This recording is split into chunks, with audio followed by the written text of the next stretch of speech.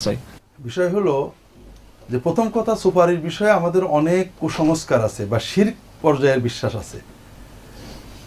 আরবের লোকেরা ফেরেশতা, জিবরাইল, মিকাইল, আজরাইল ফেরেশতাদের ইবাদত করত। কেন? ফেরেশতারা সুপারিশ করবে।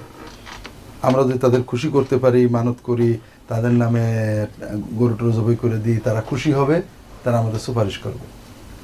ফেরেশতারা সুপারিশ করবে, এটা সঠিক না ভুল? সঠিক, ফেরেশতারা সুপারিশ করবে। কিন্তু আরবের কাফেরদের বিশ্বাসটা সঠিক না ভুল? হ্যাঁ, আল্লাহ তাআলা কোরআনে বারবার এটাকে খণ্ডন করেছেন। কাম মিন মালাকিন ফিস সামাওয়াতি লা তুগনি শাফাআতুহুম ইল্লা মিন বাদি আইয়াযানাল্লাহু লিমান ইয়াশা ওয়া ইয়ারদা। ফেরেশতা সুপারিশ করবে, কিন্তু আল্লাহর অনুমতি লাগবে, আল্লাহর খুশি লাগবে। অন্য জায়গায় বলেছেন বাল ইবাদুম মুকরামুন লা ইয়াসুন আল্লাহ মা আমারুহুম ওয়া ইয়াফআলুনা মা ইউমারুন ইয়ালামু মা বাইনা আইদিহিম ওয়া মা খালফাহুম ওয়া লা ইয়াশফাউনা ইল্লা লিমান ইরতাদা ওয়া হুম মিন খাশিয়াতিহি মুশফিকুন। ফেরেশতাদেরকে ওরা ইবাদত করতো যে আল্লাহর সন্তান, তার ইবাদত করলে, তাদের ইবাদত করলে আমাদেরকে বাঁচাই নেবে, তরাই নেবে। আল্লাহ বললেন লা ইয়াশফাউনা ইল্লা লিমান ইরতাদা, তারা আল্লাহ যার পারে খুশি তাকে ছাড়া কারোর সুপারিশ করবে না, অর্থাৎ ইচ্ছা করে নিতে পারবে না। কাজেই শাফাত সুপারিশের ক্ষমতা মানে ক্ষমতা না, এটা একটা অনুমোদন।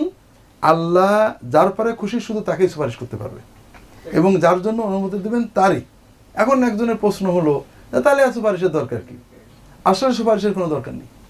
আমরা একটা প্রচণ্ড ভুল ধারণার ভিতরে আছি। আমরা মনে করি বাবা মা প্রিয়, সন্তান প্রিয়, পীর সাহেব প্রিয়, মৌলানা সাহেব প্রিয়, কিন্তু সবার চেয়ে প্রিয় কে? আল্লাহ।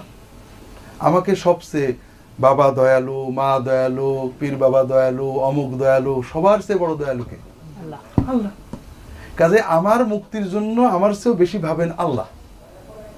আমাকে হয় আল্লাহ নিজে মুক্তি দেবেন, আর নইলে কারোর মাধ্যমে মুক্তি দেবেন। শাফাআতটা হলো, যিনি শাফাআত করেন তার একটা ইকরাম। রাসূলুল্লাহ সাল্লাল্লাহু আলাইহি ওয়াসাল্লামের কাছে কেউ সাহায্য চাইলে রাসূলুল্লাহ বলতেন ইশফাউ তুজারু ওয়া ইয়াকদিল্লাহু আলা লিসানি নবিয়িহি বায়াদি নবিয়িহি মা ইয়াশা। যখন কেউ চাইতো বলে তোমরা সুপারিশ করবে, কেউ যদি আমার কাছে এসে বলে যে হুজুর আমার এই সাহায্য লাগবে, অসুবিধা, তোমরা বলবে যারা যে হুজুর এটা ভালো মানুষ আমরা চিনি, আপনি ওনাকে একটু সাহায্য করেন, এতে তোমরা সওয়াব পাবে ভালো শাফাআতের জন্য। কিন্তু সিদ্ধান্ত আল্লাহ আমার মাধ্যমে নেওয়া হবে। তো এই শাফাআত সুপারিশটা হলো, যিনি শাফাআত করবেন তার একটা ইকরাম, সে ভালো করেছে। যেমন রাসূলুল্লাহ সাল্লাল্লাহু আলাইহি ওয়াসাল্লাম মক্কা বিজয়ের সময় ঘোষণা দিলেন যে হারেম শরীফ মক্কার কাবাগরের ভিতরে থাকবে, সে নিরাপদ।